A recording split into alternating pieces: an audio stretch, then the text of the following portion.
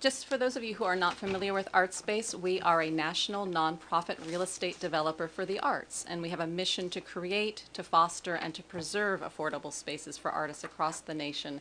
Our largest project is actually here in California in Santa Cruz. I thought it might be helpful to start with a definition of what a cultural district is. It goes by a lot of different names across the state, and each might have a slightly different focus, but in general it is a definable geographic area with a concentration of creative, cultural, and/or artistic activities and assets. Another way to think of it is that someone can go to a district, they might not have an agenda, and they'll get there and they'll find something to do, and they're going to have a unique experience every single time.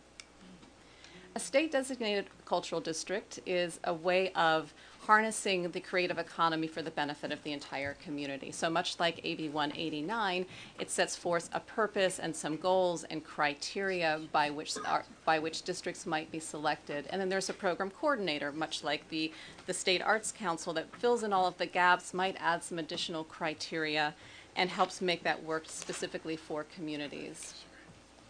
Common characteristics of successful districts, I think the key here really is activity. So you're talking about artists that are working in their studios that are maybe doing a demonstration of their work. Maybe they're artists that are working with neighbors to understand how a vacant site might be reused, or reimagining an alleyway.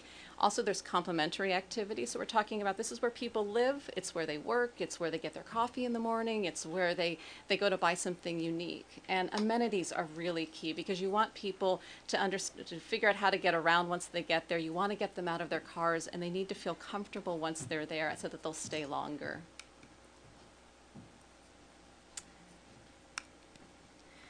There's two ways in which cultural districts arise. One is naturally occurring or organic. So this is when you have artists who don't have a lot of money. They go to an area of low rent.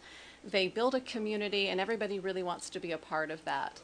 Then there's the planned version, which comes out of an urban planning process. It might be a developer-led, and they basically will create spaces, and they'll incentivize artists and creative enterprises to come there. They may add some zoning and land use ordinances in order to give it some structure, but really the best is the combination of both. You want to have a community-based, really organic core, but you need to have some infrastructure around it. Like anything, there's benefits and there's challenges. The benefits are pretty clear, right? So we've got the creative economy, you've got artists and creative entrepreneurs and businesses and cities that are getting some revenue out of this. You also have placemaking activities, so you have youth that are benefiting maybe from programs that are coming out of the schools, out of the nonprofit organizations. But the biggest challenge is that they can be victims of their own success. So you get this process of gentrification, and your artists, your longtime residents, your small businesses get forced out because of the rising prices if there aren't something that's built into as a safeguard from that. They also become homogenized because then you lose that basic cultural identity that it had to begin with. I wanted to talk about some best practices for programs, and I thought the easiest way to do that is to highlight the State of Colorado program. It's a really, really excellent one. It's one that we've been working with. They are highly adaptable and flexible to different communities, to different local goals, and to state goals. It's very placemaking based. It's also highly selective. So they have a 2-year cycle.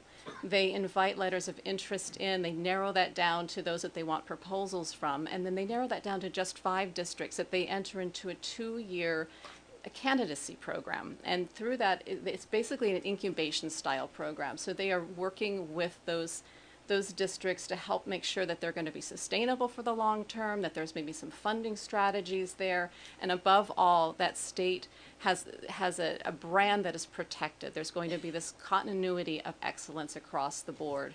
They also focus on contiguous areas. That happens a lot across the states and the different programs. I would add that walkability, I think, is really important to these districts.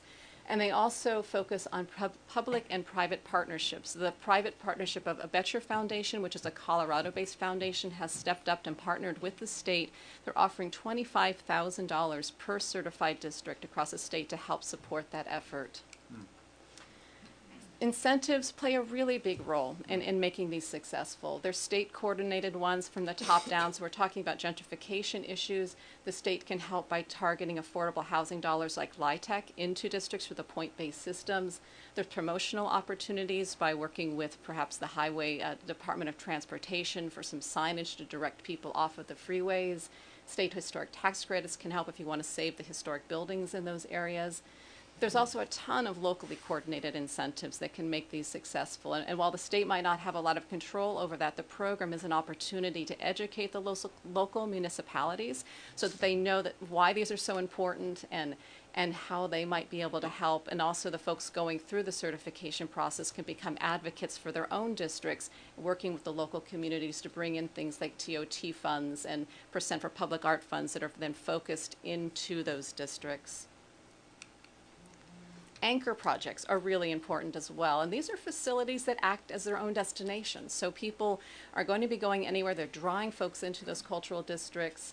They also can be economic catalysts on their own. It's one of the reasons that Artspace as a developer is invited in across the country to go into cultural districts and create artist live-work spaces, artist studio spaces. And they can also have their own economic returns as well. We had Ann Gadwa Nicodemus, who I believe was here last year, and she did a study of some of our earliest projects to determine what the benefits really were. And she found things like the residents in the buildings had an increase in their income from their artistic activities, and the nonprofits and the small businesses in those buildings also were able to financially stabilize. And this is because of the co-location factor, the support of the area, and also the affordability.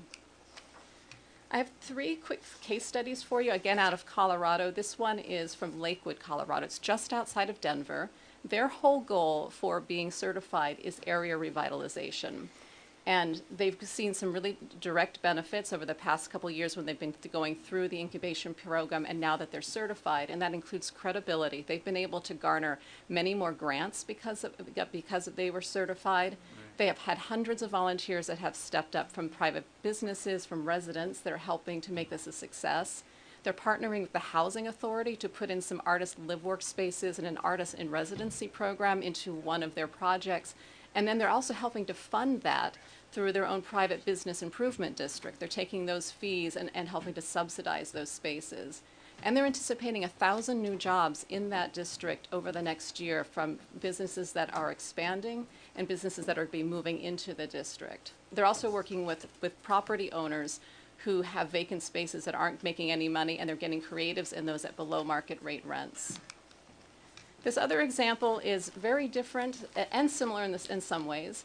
It's in the city of Denver. It's the Rhino Arts District, and they've actually been around for a really long time. They are a 10-year-old arts district. They have been highly successful, and they've been so successful that they're losing their artists. And so they actually went after it for sustainability reasons. Their certification and the technical assistance that they've been provided have helped them to do things like put some boundaries around their district so they can control the growth and direct the growth a little bit more. When you say they're losing their artists, it's because gentrification? Higher gentrification. Gotcha. Okay. Yep.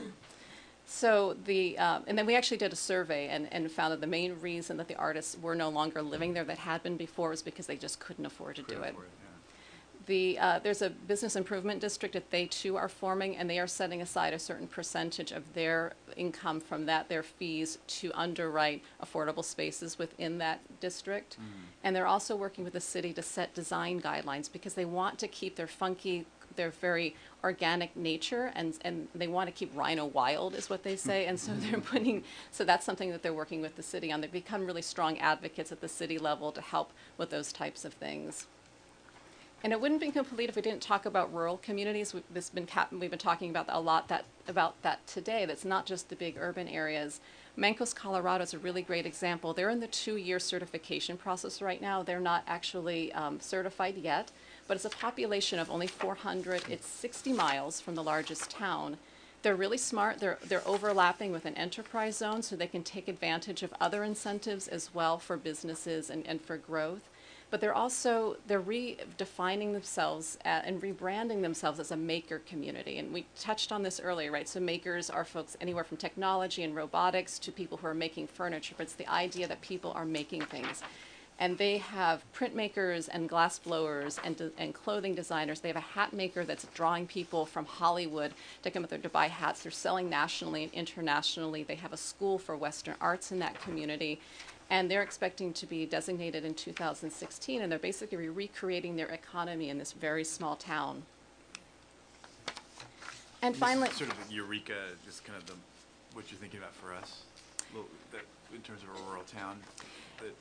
there's opportunities a lot of times, and this I've seen this across the country from Arizona to California to different locations. But yeah, it's where maybe there's a company town that has moved away and people have lost their incomes and they're trying to redefine themselves. How do we harness what we have as assets? And then just finally, it's just a recapping of the various different benefits that California could see with this kind of program. I think it's a really excellent one. And frankly, I was trying to think, but I cannot think of a sector or an individual that couldn't benefit in some way by having these cultural districts in place in California. So thank you for your time. I was happy to share this information with you today.